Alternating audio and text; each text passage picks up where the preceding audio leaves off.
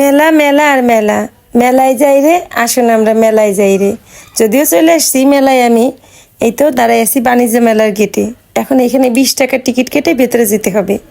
আমাদের ফরিদপুরে 3টা মেলা চলতেছে একসঙ্গে। একদিকে কোট চত্বরে বৈশাখী মেলা শুরু হয়েছে, অম্বিকা হলে চলতেছে আরেকটা বৈশাখী মেলা, আর এখানে শুরু হয়েছে বাণিজ্য মেলা। তো দুই পাশে 2টা কাউন্টার, টিকিট কেটে ঢুকতে হয়। আমি 2টা কাউন্টারে 10 মিনিট একবার এই পাশে একবার এই পাশে আসলাম, কেউ আমাকে টাকা ভাঙতে দিতে পারলো না। তুই কাউন্টার থেকে আমাকে বারবার ফিরিয়ে দিল। এই যে 200 টাকা নাকি ওনাদের কাছে ভাঙতে নাই।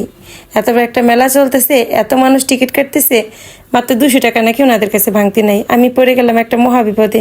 10 মিনিট দাঁড়াই আছি, পাই না। আমরা তো এখন সবসময় বলি যে এই যুগে এখন আর একটাও ভালো মানুষ নাই। আসলে একটাও ভালো মানুষ নাই এই কথা বললে ভুল হবে। কিছু তো মানুষ আছে এখনো ভালো, যাদের কারণে পৃথিবীটা এখনো টিকে আছে। আমি অবশেষে টিকিট কেটে মেলার ভিতরে আসতে পারলাম। আর কিভাবে টিকিটটা কাটতে পারলাম সেই গল্পটা আপনাদের সাথে একটু শেয়ার করি। চলে আসছি মেলার ভিতরে। এইবার মেলার ভিতরে ঢুকে তো আমার মনটা ভরে গেল। আলোকসজ্জা এত সুন্দর, অনেক ভালো লাগছে। আগের বারের মেলার যে আয়োজন ছিল তার থেকে এবছরের আয়োজনটা অনেক অনেক বেশি সুন্দর, অনেক বেশি ভালো লাগছে আমার।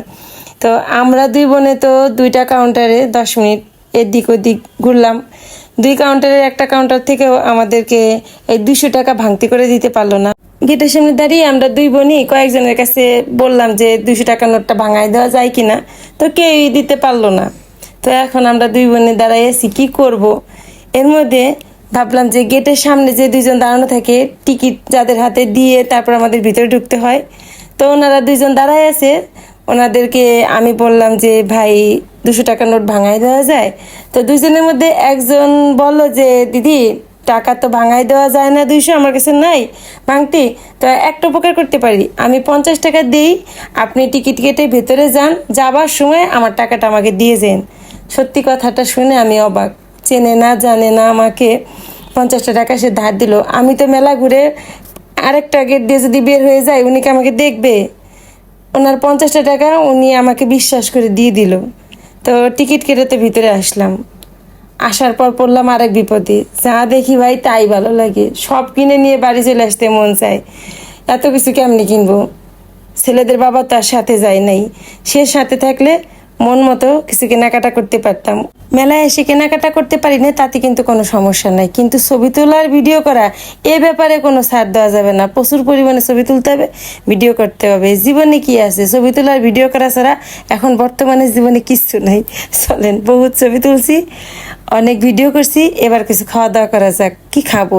যা ধরি তাই দাম। এইটুকু একটা বাদাম দেওয়া তক্তির প্যাকেট ধরলাম হাতে, তাও 80 টাকা নিলাম। ওইটা আমার ভালো লাগে খাবারটা। তো এখন নেব আমার মায়ের জন্য পাঁপড়। গতবারও এই বাণিজ্য মেলায় আসছিলাম, ঠিক এইখান থেকে আমার মার জন্য এই পাঁপড় কিনে নিয়ে গেছিলাম বাড়িতে। আমার মা অনেক পছন্দ করে এই পাঁপড়গুলো।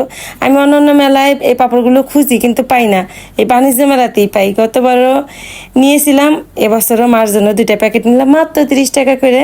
আমার মার অনেক অনেক প্রিয়, 30 টাকায় অনেক খুশি আমার মা। তো চলেন, মেলা ঘোরা শেষ, ছবি তোলা শেষ, এখন আমরা মেলা থেকে বের হয়ে যাব।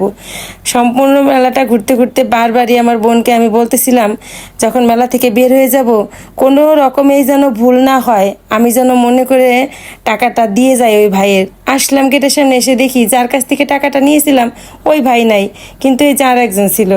তো মনে করে ওই ভাইয়ের কাছে টাকাটা দিয়ে আসলাম, আর বলে আসলাম যে আসলেই ওই ভাইটা অনেক ভালো একজন মানুষ, অনেক বড় একটা উপকার করছে। এমন কেউই বলে না, পরিচিত মানুষও বলতো না যে নাও 50 টাকা দিলাম, টিকিট কেটে ভেতরে যাও। অনেক পরিচিত মানুষের সঙ্গেও তো দেখা হয়েছে। তো চলেন, মেলা ঘোরা শেষ, এখন মেলা থেকে বের হয়ে আসলাম। বের হয়ে এসে পেলাম ওই যে আমার বোনের আর আমার 2জনেরই পছন্দের খাবার শনপাপড়ি। এটা আমাদের 2 বোনেরই অনেক পছন্দ। তো ওইখান থেকে আবার 2 বোনে মিলে হাঁটতে হাঁটতে আসলাম আমাদের অম্বিকা হলে। ওই যে বললাম মেলা, অনেক মেলা চলতেছে, 3টা মেলা, অম্বিকা হলেও মেলা। সেই সন্ধ্যা থেকে 2 বোনে মিলে 2টা মেলায় অনেকক্ষণ হাঁটছি, হাঁটতে হাঁটতে পা ব্যথা হয়ে গেছে। ওইদিকে 2জনের প্রচণ্ড ক্ষুধাও লাগছে। আমরা 2 বোনে মিলে ভাবছিলাম যে আকাশ স্টোরে এসে ফুচকা চটপটি খাবো। তারপরে আমার ছোট বোন বলে যে ওই আকাশ স্টোর পর্যন্ত যাওয়ার উপায় নেই, প্রচণ্ড ক্ষুধা লাগছে, অম্বিকাতেই চটপটি ফুচকা খাই। তো আসলাম, এখানে এসে ফুচকা অর্ডার করলাম, দুইজনেই ফুচকা খাবো।